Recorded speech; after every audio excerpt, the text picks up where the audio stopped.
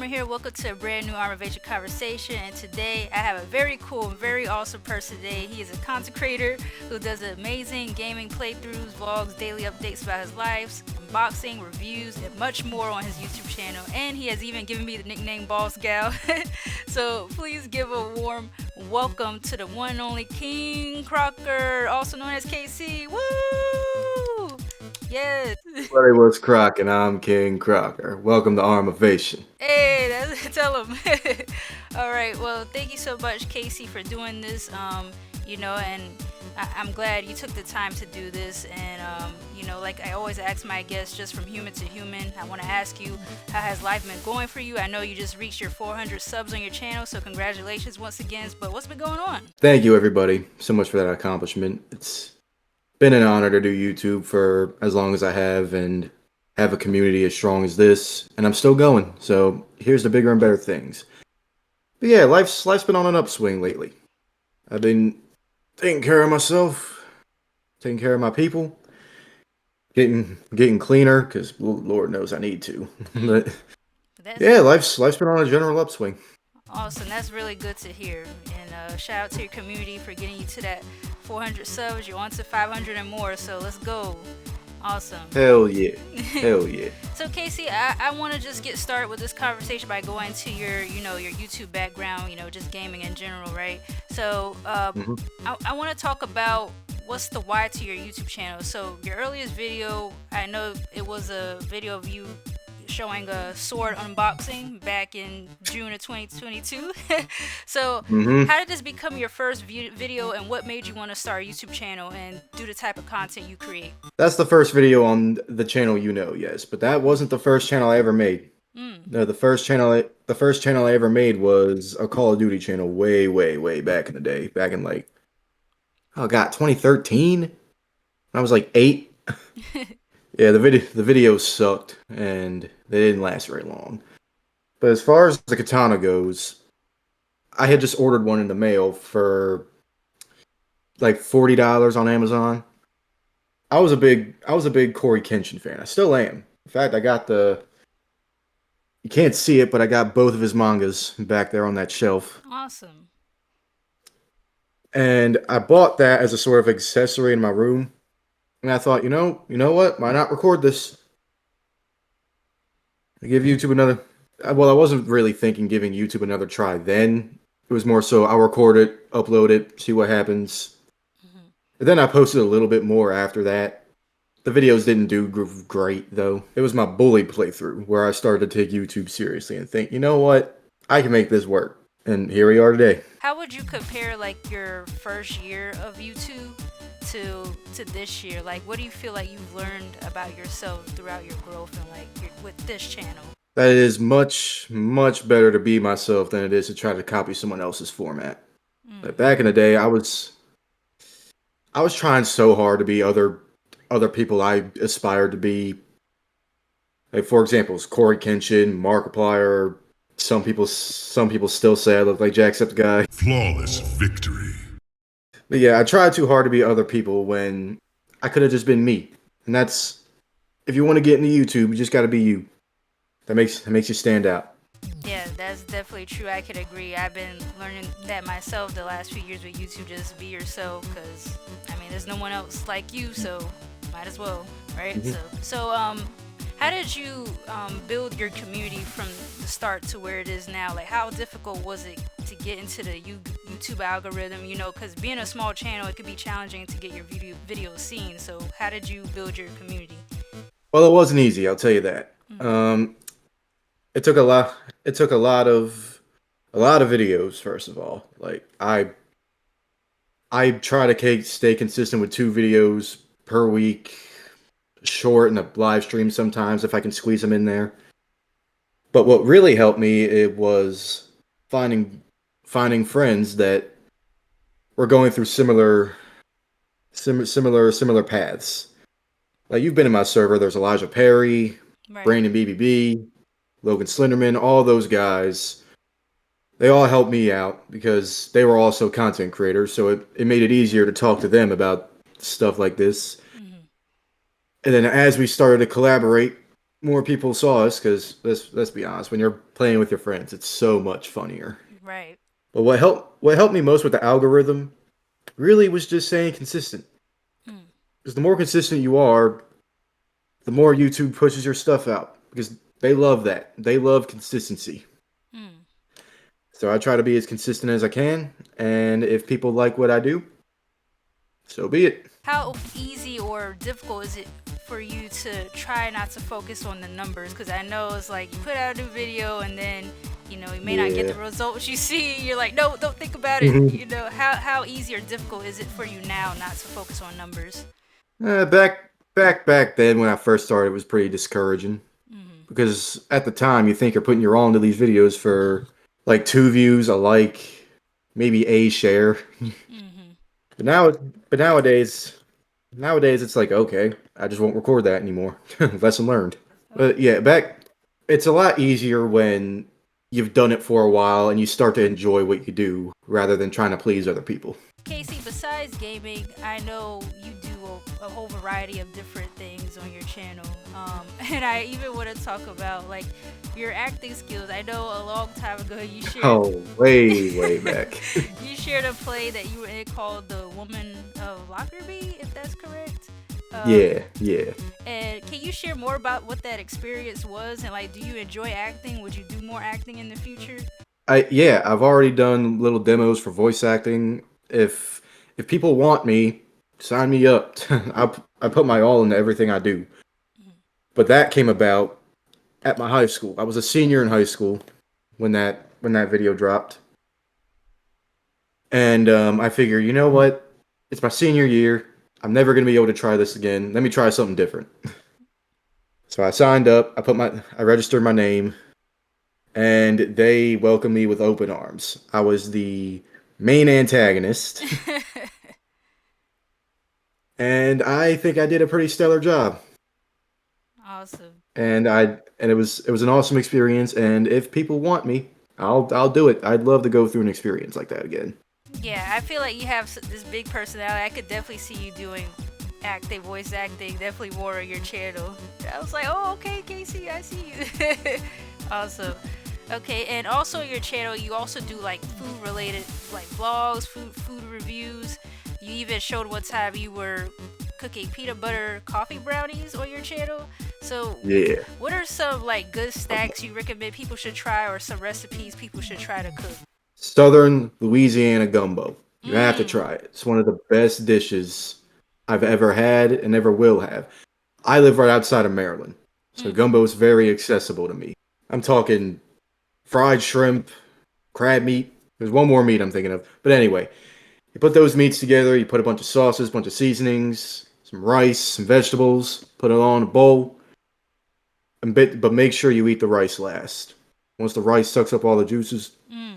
man, it'd be the Ooh. best thing ever. Sorry to anyone who's But hungry right now. yeah, I apologize. Yeah, definitely Southern Louisiana gumbo for Mm. sure. Based on besides the gaming content and then some of like the outdoor, review type of content that you do, which one do you feel like you enjoy more, like your lifestyle videos or vlogs, or your gaming videos? Like, do you like do more outdoor or indoor type of content? That's difficult. I love doing both of them. Okay. Um, but if I had to center my channel around one thing, it would probably be the gaming content, and Okay. only because gaming's been a part of me since I was a little itty bitty boy. Of course, I do like going outside, doing lifestyle stuff, but gaming's held a special place in my heart ever since I was a kid. So a little sidebar here. I did notice that you did a video of opening Pokemon cards, and I'm a Pokemon fan, so that caught my eye. So how much are you into like Pokemon card collecting? Like, do you have a lot of your collection, or well, how deep are you into Pokemon? Well, I'm not real big on the collector side of things. Oh, okay. I more so picked that up from Max Mofo because he does it all the time. Okay. And hence why I never went back to it because I didn't know what the hell I was doing. Okay. But Pokemon as a whole, huge fan. I remember having Pokemon XD Gale of Darkness Mm. for the Nintendo GameCube way back in like 2007. It was the first Pokemon game I ever played. And then soon after, it was Pokemon Coliseum. And then I got my DS. I started playing the Pokemon games on that. And now I get to play the Pokemon games on this little doodad. Hey, switcheroo. Uh, Indeed. I Awesome. love this thing. Yeah, I agree. I love Vise too. Also, I think for me, my first Pokemon game was Pokemon Ranger on DS, and then I think I started on DS and then went back to Game Boy a little bit, but mostly DS, and I had Platinum and Black and White and all I that. love I loved Platinum. Yeah, yeah. Shout out to Giratina and Mm-hmm. Cynthia for being a tough trainer. Mm-hmm. Girl boss. Also, okay. It took me out a couple times. Yeah, Cynthia is the real boss gal. Okay. Mm-hmm. Mm-hmm. So Casey, let's get deeper into gaming, right? So, um, Yes, please. what made you what made you actually become a gamer? Do you remember the exact moment or the first game you played that made you officially become a gamer? Yes, yes, and it's a very peculiar story. I was at a party as a very, very, very young kid, and I was only at that party because my parents couldn't leave me home alone. Obviously, I'm like 5 something years old. I remember in the next room there was a bunch of older kids. They were playing a bunch of teenagers, and they were playing GTA. They were playing GTA. I don't remember if it was San Andreas or Vice City, but I remember they let me sit down and watch. I remember asking if I could try. And I remember how quickly they ran into their house, went on a separate save file, and gave me the controller, and they said, "Go crazy." And so I did, and I loved it. I eventually had to leave, and I could not stop talking to my parents about the the experience. Wow. Then sooner or later, I found out my older sister had a PS2, so I played some games on that for a while. And then finally, I had a 360. My nephew has it now, and soon developed into the Xbox One. I also had the Nintendo DS from my 5th birthday. My mom got it for me, but I wasn't big into video games then, so I only went on that thing occasionally. Hmm. But yeah, it was that experience at that party that got me into video games, and Hmm. I'll never forget that. Awesome. And I'm surprised that your parents were mad at you for playing GTA. I never told him it was GTA. Oh, okay. I was about to say, I was like, I know there had to be some catch. Okay, yeah. You cover a lot of games on your channel, and you play games such as Outlast, Beyond Two Souls, Dragon Ball, Xenoverse, Fortnite, much more. So, Hmm. which game has been your favorite to cover on your channel so far, and why? Oh man, I've loved every game I played. But if I had to pick one and only one, it would have to be Telltale's The Walking Dead for the sole reason that it's gone on for as long as it's gone on. Like I think if you go back, the first episode was like what 10 months ago, Mm, and I'm still playing that game to this day. wow. And I got the complete season, so it's gonna keep going on for a long, long while. Yeah. No spoilers, but you will. I'm sure you will enjoy it. I'm based on seeing some of your your videos. You've been enjoying what's been going on with the characters. Yeah, I have. It's a beautiful game. It's a beautiful story, and I love it. In your opinion, what do you think is the most difficult game you ever played in your life? The hardest game I've ever played in my life. That could be a couple of things. Dragon Ball Z Budokai Tenkaichi 3, the Kid Buu boss fight. Mm. I remember playing that. I was stuck fighting Kid Buu for like a good 3 hours Wow. because I could not wrap my head around the fact that I just couldn't beat him. I had to constantly switch out characters as the button prompt would pop up. Right. But in order for that to come down, I'd have to get his health down a certain level, which I couldn't do because he was just in love with spamming that stupid rush attack that took away like half a bar. Yeah, this is nothing worse when a boss just spams the same move that takes you out. You know, So what is your I think you mentioned this to me before, but what is your favorite console to play on, and what has been your best experience with playing on your favorite console? at the moment, my favorite console is this doodad. My good old PS5. It's never let me down. All my gameplays are recorded on this, and they look fabulous. My favorite console of all time, though, I think if I had to pick, it had to have been that Xbox 360 I had a long time ago. Some of my best memories with gaming is on that console that my nephew now has. like the first channel I previously mentioned with all the Call of Duty clips, that was on that console. The Crash Bandicoot games, that was on that console. My introduction to Tomb Raider was on that console. Even my first couple Skyrim playthroughs were on that console. I actually have some of those games right here to show y'all. But we'll get to that. We'll get to that when that time comes. Yeah, sure, Alicia. It's not far. It's coming up, but okay. All right. So this might be another difficult question for you, Casey. But I've asked you this before on your server. But for this video, can you share your top 5 video games of all time? Top 5. All right. GTA San Andreas, Fable, Fallout 3 has to be. Call of Duty Black Ops, the original. And this is in no specific order, I want to make that clear. Dragon Ball Z Budokai. Okay, the there first we go.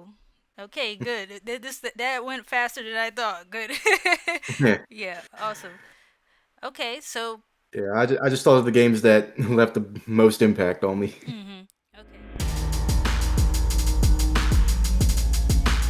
Okay, so Casey, this is another question I thought this would be fun to do, but it's kind of more of like a quick game where I want to give you a few examples of painful situations that gamers have to go through, right? And you pick which situation you think is more painful. It's kind of similar to Would You Rather in a way. So first, which one do you think is more painful as a gamer? First example, losing to a difficult boss that you almost defeated and having to start all over, or making a dumb mistake in a game and having to start all over. Man, yeah, that's a tough one. Man, it is pretty tough. I think I'll go with that dumb mistake. Yeah. Because at least the boss, you can just keep doing the boss fight over and over until you win. Yeah. The dumb mistake, and you have to go the whole way back. That's stuck with you forever. Yeah, you have no choice but to blame yourself. I'm gonna go with you can only blame yourself. At least with a difficult boss, the boss is hard. Yeah. You know what I mean? Okay, number 2, carrying a teammate who's trash at an online multiplayer game, or playing with teammates who bully you because you're trash at a specific game. Oh, definitely that second one. that's the worst. At least if you're carrying someone, you can kind of teach them how to get better. Like watch me do what I do. But if you got teammates bullying you, you're never gonna get better. You know what I mean? You're never gonna go back to the game because you're being bullied. It's like, you're trash, you're messing us up. Yeah. Okay, so next one. Playing online with the person who has a loud mic, or playing online with the person with no mic. I think the loud mic would be a little bit worse. Yeah. Because at least no mic, you can kind of communicate in a different way. Yeah. Like you can kind of communicate with your actions rather than speaking. Yeah. But with a loud mic, it's... No, I'm not going to do that. I was going to move the mic close and talk. Wait, do it. It's like... Guys, on me, to my left. Up, I got one down. Up, he's one shot. It's like, you can't focus during all that. Oh gosh, yeah, it could get bad. Okay. It is bad. Okay, so next, having to read a long dialogue between 2 characters in a game, or having to play through a long game tutorial. Oh, the long game tutorial, especially if it's a game you've played before, and it forces you to go through the tutorial again. Yeah, it's like, dude. You can't skip it. It's like, I know what I'm doing. Let me through. At least the dialogue. You get a story element out of it. You're just spamming the button like, let's go. Okay. Okay, and the last one. Your character glitching in the middle of an important part of the game, or your game crashes because of a random error and you have to restart the application. So this depends on the glitch. Are we talking like a visual glitch or like I'm stuck in the floor type glitch? You can't move. Like can't move glitch. Okay. Now I'll probably reset the application because I probably would have had to do that anyway if I'm stuck in the floor.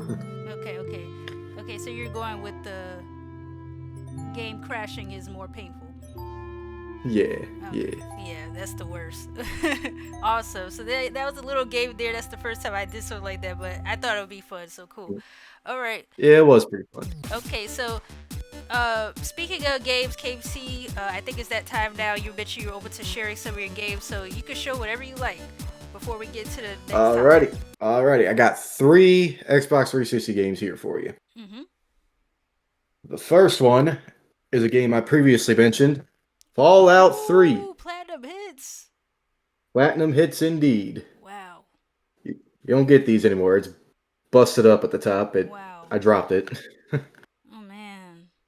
Yeah, I got. Yeah, it got bestseller. It's got Xbox Live down there. You remember when this was a thing? Yeah. If I could get it into the camera, right? Yeah. Now Bethesda, you haven't made a great game in years, but this was one of your best. Whew. That's And all the back, insane. it gives you some of the plot. Mm. This is the best. And next up, I got Bully Oh, no Scholarship way. Edition. Wow. Yep. When I had a buzz cut, people used to say I look like Jimmy here. That's so Yeah, I got cool. Scholarship Edition. Shout out Rockstar Games. Shout out. I may still play GTA 6. I'm not entirely sure yet. Yeah, we'll have to see. Yeah, we'll have to wait and see. But yeah, you get on the back. This is what I've always loved. It tells you all the new stuff the Scholarship Edition had. Mm. Well, some of the screenshots. There's 8 new missions, 4 new classes, 4 new characters, two new mini games, and new rewards and achievements. Is the disc in there still? I think so. Hang on. No, it's not. It's back there somewhere. Okay, gotcha. I do still have it though. Yeah, yeah. And then finally, I begged my big sister to get me this game, and we just so happened to bump into it at a place you would never expect. If it would zoom in, Oh. Grand Theft Auto 4. Yes, the classic. One of the best. One of the Wow. best Grand Theft Autos ever. You can Yes. see it down there. We got it at a discount. Save 10%. Wow. That's Yep, insane. we found this at a farmer's market. There was a big table of a guy with a Mm. bunch of older older games because this is back when the Xbox One and the PS4 were coming out, and Oh. not like just coming out, but they'd been around for like Mm. a year or two. So people were pretty much moved on from the 360 and 3 games. So this guy was selling all his old stuff, Mm. and I got this for $20. And it came just like that. Yep, it came in this exact thing, and yeah, the disc isn't in it. It's in a yellow. I know where it is though. It's in the yellow Mm-hmm. disc slot over there because I had something else in here. I don't remember what though. Mm-hmm. But yeah, that's all I had. I picked these 3 in particular Mm-hmm. because I've already mentioned Fallout 3 has always been in my top 5 and always will be. Bully was a game I got into, was one of the first games I got into and at the ripe age of 6 Mm. back in 2012. No, 2011. 2011. Casey, did you find the And part where you had to like dissect the frog in biology class annoying? yep, that was this edition. Yes. I remember thinking, "Oh God, I'm gonna have to do this in school soon," and then I did. Only it was an octopus, not a Oh. frog. Oh boy. Yeah, no, it wasn't fun. It was not fun. It's all squishy and stuff. And yeah, I wouldn't recommend it. There you go, guys. And then GTA 4 was one of the best Rockstar games ever made. A game I still kind of go back to this day. Thank you. Someone finally admits it. Yes, GTA 4, amazing storyline. Love Liberty City. Yes. Mm-hmm. If you went to the comedy club, they had like Cat Williams there too. They sure did. I Yeah. love that. That was cool. Awesome. That was awesome. So thanks for showing that, Casey. Really cool. Brings so nostalgic. So okay. So let's transition here, Casey, to more about what's going on with YouTube and more about life. So On a more serious note, you do take the time to share real life topics such as mental health or even things going on within the YouTube community. Mhm. I know you did one video where you talked about having ASD, which is autistic spectrum disorder, and how Mhm. that can, affect where you focus your attention to at certain times. So, how can you explain that to more to people who don't understand what that is, and also like how does it affect your ability to focus on content creation? ASD, when it comes to content creation, is a blessing and a curse, to say the least. Because on one hand, because I'm so into it, I'm so hyper fixated on it. Mm. It does make it easier for ideas to pop up. But then I'm very easily sidetracked. Mm-hmm. Like if I boot up a game thinking, okay, I'm just gonna play a video game for a little bit, and then I'm gonna hop on OBS. I'm gonna get a video done today. I hop on the game. I played it for like 6 hours. I'm like, God damn it! I was supposed to get something done today. But yeah, ASD as a whole, it limits speech. Like I'm sure you've picked up on me stuttering. That's no secret. Sometimes I've talked too much about random things that don't even really affect the conversation at all. Mm-hmm. And yeah, I talk fast a lot, and I tend to fidget a lot. Like I'm sure you've seen me. I'm sure you've seen me hit random dance moves Oh yeah. randomly in this call, and I fidgeted with this pen a little bit. It's all good. It's all good. But but yeah, that's all just to keep my mind. I guess you could say pleased in Mm-hmm. a sense because if I don't do it, it's gonna drive me freaking nuts. Right. Mm. But yeah, it's a blessing and a curse. How does that like affect you when you're trying to plan out video ideas or like when you're taking the time to edit videos and thumbnails? Like, how do you keep a good work-life balance with having ASD? Well, it's not easy, Mm-hmm. but I will say the hardest part about it is recording. That is definitely the hardest part. Mm. Editing with ASD, it's almost a breeze. I'll skim through the whole video. I know exactly what I like and don't like. I'll cut what I don't like out. Add add this edit here. Scratch that edit. I want something different, Mm. and then I'll export it. And then while it's exporting, hop on my phone, go to go to Canva, start making a thumbnail. Once the thumbnail's done, I'll save it to Google Drive, get it on my computer, Mm. upload it to YouTube, and go into my notes tab, copy and paste the description I always use. Mm.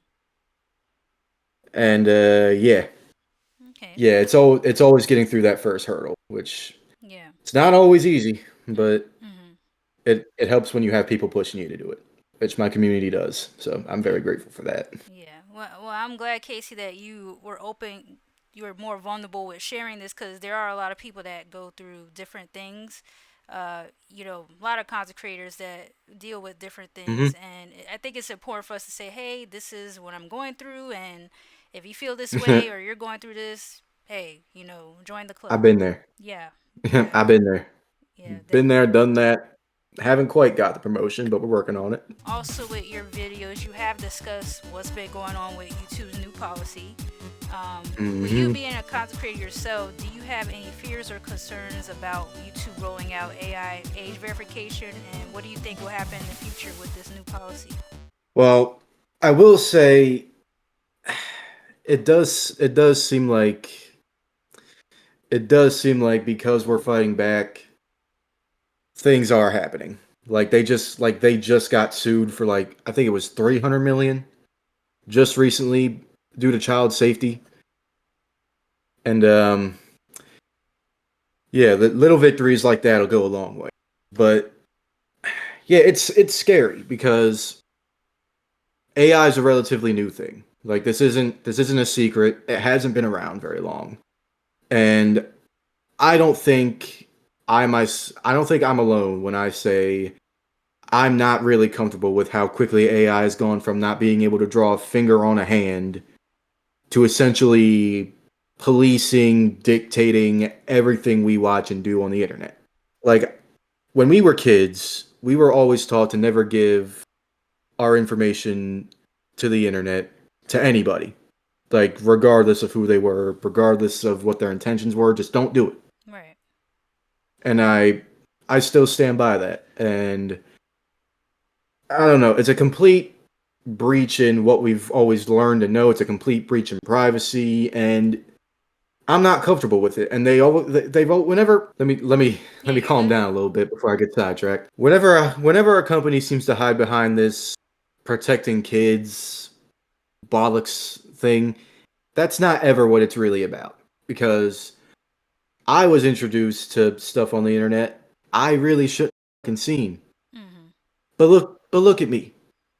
I didn't turn out to be a bad person. I didn't turn out to be some a-hole narcissist POS. I learned from the stuff, and it in ways helped me grow up. It helped me experience what jokes slide, what jokes don't. And there's a lot of positives that came out of it. And not to mention, you can't keep kids sheltered forever. Like eventually they're gonna know. Like I mentioned this in my server. I freaking played the GTA San Andreas GIMP scene at the age of 6. Mhm. And I turned out fine. Yeah. But no, this seems like it seems like too convenient of an excuse to try to police and try to dictate everything we do. But nobody needs that. Like if you're really that concerned about what kids watch on your platform, by all means, push parents to enforce YouTube Kids. Like, let the parents protect the kids. Please. That's not your job. As let's just say if YouTube, does this, makes it more strict, if they make their policy more strict and like it's starting to affect more people, have you had any like thoughts or plan B's of like, oh, what will happen to my channel? Will I go to another platform? Have you had any like preparations or any plan B's going for yourself? If I said I haven't thought about it, I'd definitely be lying. Nothing really set in stone yet. Yeah.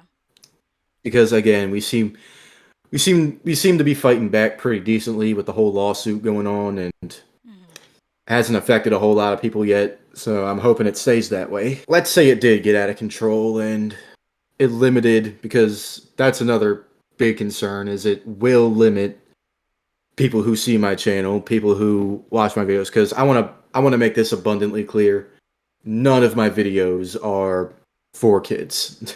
At least not directly. Like, if you're a kid and you watch my videos, feel free. Like, I don't care, but none of my videos are specifically set for kids to watch. If someone gets flagged, they're not going to see my content. It's plain and simple, they're not going to see it. If it does come down to a point where too many people are getting flagged and there's nothing we can do to stop it, as much as I don't like it, I would probably switch to a different platform, because I'm not giving up content creation. Fucking, I've put too much into this to stop. But yeah, I'd probably move to like Twitch, Mm. maybe Kick or something. Yeah. Maybe I've even considered TikTok. Time will tell. We will see what happens with that. Yeah, And I'm gonna keep fighting back. Best believe. and we also see there's like articles that talk about age verification coming to video games allegedly, right, to games such as Grand Theft Auto 6. Hmm. If this were to Yeah, happen, what do you think will happen to gamers such as yourself or the gaming community in general? it would definitely be there would definitely be a diversion there, Yeah. because obviously you don't want to give a freaking company your identity. Like, that's not cool. Especially when there's already a system to discuss your birth date, your date of birth. Oh, matter of fact, they already, especially Rockstar, a big company. How many people have purchased shark cards over the past years? Like, they could very easily go and look and see if you're of age to play this shit. But like, no, they're asking for ID instead. And and of course there's criticism, so it's always a possibility they might not. But if it does go through, there will be a diversion, because there's always going to be that side to say, well, GTA might be the game that needs it. I mean, we've seen all the stuff GTA is capable of. You don't want kids seeing that. I'm like, I did. Mm. I saw all of it. Graphic. I Mm. turned out fine. They'll be all right. But yeah, that's just how I see it, though. Yeah. And I get it. I get the GTA kids part. Mm. Like you'll still be able to play the game, you just won't get all the not safe for work stuff, but I feel like that's part of the experience. I will say as long as we keep speaking up about it and we keep trying to fight it, things will happen. I've always been a vocal advocate. If nobody speaks out as a community, nothing gets done. So, closing things out, Casey, just a few questions left. What do you want people to take away from your videos on your channel, and what do you hope to accomplish next in the future? Whenever someone finds my channel, I just hope I can make their day a little bit better. Whether that means a smile, whether that means a chuckle, a giggle, a comment on my video, explaining how I made their day better, I just want to be that for someone. Just as YouTubers over the years have been that for me. Like Jacksepticeye was a big one, the Vanoss crew was a big one, Markiplier, Corey Kenshin, Dashy Games. So all these YouTubers I've watched over the years have always never failed to make my day better. And I hope I can be that for someone. Future plans, however, well, I would like to reach 500 before the end of this year and preferably 1,000 by the end of next year. But we'll see where this goes. I'm gonna keep doing it as long as YouTube allows me, as long as nobody kicks me off the site, as long as I can upload, I will upload. And we'll see where it goes. Yeah, so let's manifest it right here. Casey, he's gonna get those 500 subs before the end of the year, and on the Hell way yeah. to 1K after that. Okay, so about 3 months ago, you given advice to people who have started a channel and want to grow, uh, on YouTube. And it's the video's title. If you want to pursue content creation, watch this. Right. So you mentioned to Yes. your viewers to just keep doing it, staying consistent. However, what do you say now to those same people who want to continue to grow with YouTube, but with this new policy, surrounding them, they could be uncertain now about becoming successful on this platform. So, what would you say to them now? I would say it's okay to be scared. A lot of people are. It's okay to be concerned. It's okay to be vulnerable. But on that same aspect, what it isn't okay to be, in my opinion anyway, is submissive. Like you can't let this deter you. You can't let a policy like this stop you from doing what you've always wanted to do. And that's pursue content creation, make people laugh, smile, cry, all whatever your channel's about. Whether that be lifestyle content, storytelling, gaming such as myself, vlogging, like all that stuff. You can't let yourself be deterred. Stay consistent, keep pushing even if it seems hard, and always, always, always aim for higher. I agree with that. Yes, say it again. Awesome. So, lastly, Casey, what other message would you like to share to your community or anyone watching this video? A big message, always try to do something productive. Always try to be better than you were yesterday. And like I just said, always, always aim for higher. Never, never, never let yourself settle for less. Always, always aim for the top, and even after that, till the tank on E and even beyond. Hmm. Awesome. Well said. Well, Casey, thanks so much for this. I'm grateful to have the opportunity to speak with you, and I'm very proud to see you being yourself and for you being open to share your opinion on thoughts, give some insight into your journey. So I hope you continue to do well with your channel, with your community, and just in life. So, like similar to what you're saying, just never give up.